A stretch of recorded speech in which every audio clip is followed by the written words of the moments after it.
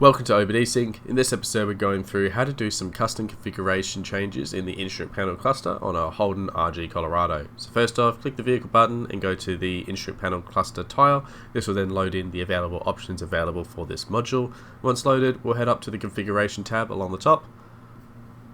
We can now see various options and menus that we can turn on and off. So first I'm going to change from the eco menu and put it to the performance. We can turn on transmission fluid temp. We also have oil life remaining, coolant temperature, battery menu. We already have the driver set over speed turned on, but we also got a timer menu, outside air temp, heaps of them to go through and choose.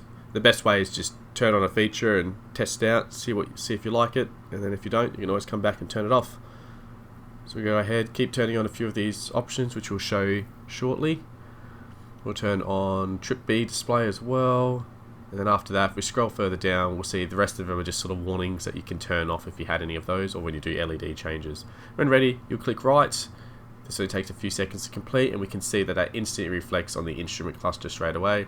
I'm now just going to scroll through these options. I have sped up that part of the video. You can pause to have a look at those menus if you need to.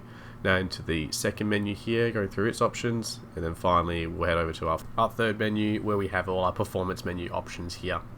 That's it for now. Thanks for watching. Make sure to like and subscribe. Otherwise, we'll see you next time.